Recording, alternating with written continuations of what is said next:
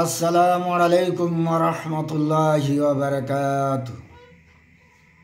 প্রিয় বন্ধুরা, আজকে ইসমে আজম সেই সম্পর্কে কিছু আলোচনা করব। আমরা অনেক ওয়াজ নসিহাতে বা অনেকের কাছে ইসমে আজমের ফজিলত আমরা কম বেশি শুনেছি, কিন্তু এটা আমাদের আমল করার অভাব। তবে কিছু আল্লাহর বান্দা আছে, তাঁরা এই আমলটা করেন। ইসমে আজম, আজম মানে খুব বড়, ইসম মানে নাম আল্লাহর, মানে বিশিষ্ট যে বড় নামের গুণবাচক, সেইগুলিকে ইসমে আজম বলা হয়। অনেক হাদিসের মধ্যে বর্ণিত আছে, এই ইসমে আজম দিয়ে কোনো ব্যক্তি যদি আল্লাহর দরবারে কোনো কিছু প্রার্থনা করে, আল্লাহ পাক সেটা অবশ্যই কবুল করে থাকে। তার মধ্যে যেমন ইয়া হাইয়্যু ইয়া কাইয়্যুম, এই তিনবার এই আল্লাহর নাম যদি দুটি উচ্চারণ করে দোয়া চায়, সেই দোয়া আল্লাহ পাক কবুল করতে বাধ্য হন। অপর হাদিসে পাওয়া যায় ইয়া জাল জালালি ওয়াল ইকরাম, এটাও যদি কেউ তিনবার পড়ে আল্লাহর কাছে দোয়া প্রার্থনা করে, সে নেক দোয়া হতে হবে। আল্লাহ পাক সে দোয়া কোনো দিন ফিরিয়ে দেন না, সেই দোয়া কবুল করে থাকেন।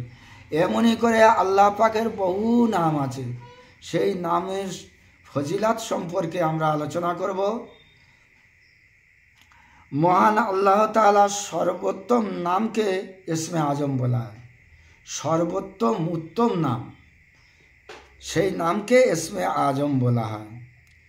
এই নাম পাঠ করে আল্লাহ তাআলার কাছে যে বিষয়ে দোয়া করবেন, ইনশাল্লাহ এই দোয়া আল্লাহ তাআলার দরবারে কবুল করবেন। এই ইসমে আজম প্রত্যহ পাঠ করলে ইহকালীন পরকালীন মঙ্গল নসিব হবে, অর্থাৎ তার ভালো হবে ইহকালে এবং পরকালে, দুনিয়া এবং আখেরাতে। এই নামটি যে বেশি করে পাঠ করবে, দুনিয়ার সবাই তাকে ভক্তি শ্রদ্ধা করবে ও তার মান মর্যাদা শান শওকত বৃদ্ধি পাবে। এত বড় ফজিলত আল্লাহ পাক এই ইসমে আজম আমাদের আমল করার তৌফিক দান করুন, আল্লাহুম্মা আমিন। এক এক জায়গায় এক এক রকমের ভাবে সাজানো আছে।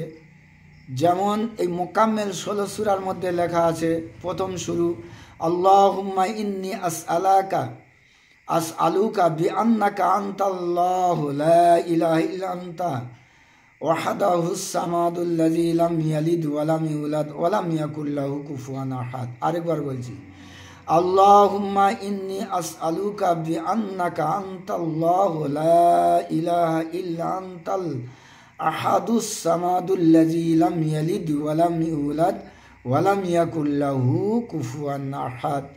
এরম আল্লাহুম্মা ইন্নী আসআলুকা বিআন্না লাকাল হামদু লা ইলাহা ইল্লা আনতাল হান্নানুল মান্নান বাদিউস সামাওয়াতি ওয়াল আরদ ইয়া জাল জালালি ওয়াল ইকরাম ইয়া হাইয়্যু ইয়া কাইয়্যুম আসআলুকা ওয়া ইলাহুকুম ইলাহুন ওয়াহিদ লা ইলাহা ইল্লা হুয়ার রহমানুর রহিম। এইভাবে সাজানো আছে, এগুলিকে ইসমে আজম বলা হয়। আল্লাহ পাক আমাদের এই ইসমে আজমকে বেশি বেশি করে শেয়ার করার তৌফিক দান করুন, সবাই বলি আল্লাহুম্মা আমিন। তো বন্ধুরা, যদি ভিডিওটা ভালো লাগে এই সাবস্ক্রাইব করে অল বাটন ক্লিক করবেন এবং লাইক শেয়ার দেবেন, তাহলে আরও ভালো ভালো ছোট্ট ছোট্ট ভিডিও আমার তৈরি করতে উৎসাহিত হবে এবং করতে ভালো লাগবে। আপনাদের কাছে আরও ভালো ভালো ভিডিও পৌঁছে দেওয়ার জন্য চেষ্টা করব ইনশাআল্লাহ।